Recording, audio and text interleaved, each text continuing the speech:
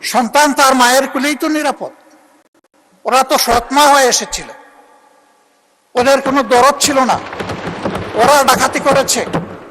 এখন আবার যদি অসৎ লোকদেরকে দিয়ে এই ব্যাংক পরিচালনা করা হয়, যা আছে তাও শেষ হয়ে যাবে, উধাও হয়ে যাবে।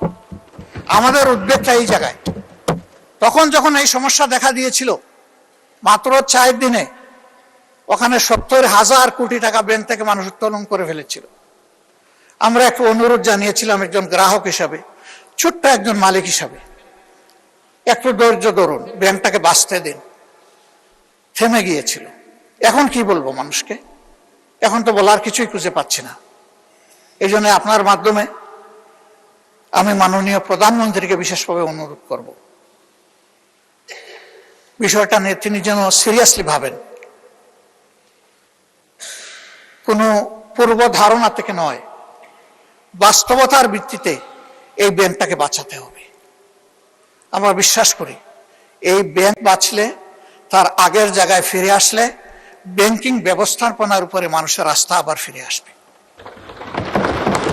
অর্থনীতির 2 চাকার 1 চাকা ব্যাংক আর 1 চাকা স্টক মার্কেট। ব্যাংকে আস্থা ফিরে আসলে অবভিয়াসলি হাত ধরে স্টক মার্কেটও আস্থা ফিরে আসবে।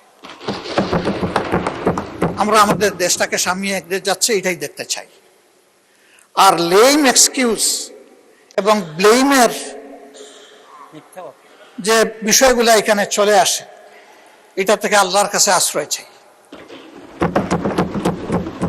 অলরেডি 5টা ব্যাংকের গ্রাহকরা রাস্তায় রাস্তায় ভিক্ষুকের মতো ঘুরছে। তারা তাদের বিনিয়োগের কোনো রেজাল্ট পাচ্ছে না, তারা তাদের আমানত ফেরত পাচ্ছে না।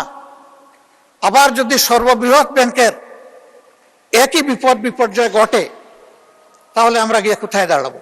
মাননীয় স্পিকার, আজান হয়ে গেছে, আমার কথা আমি এখানেই শেষ করলাম। আমি আপনার মাধ্যমে একটা প্রতিকার চাই, ব্যাংকটা বাঁচুক, আমরা এটাই চাই। আসসালামু আলাইকুম। ধন্যবাদ মাননীয় বিরোধী দলের নেতা।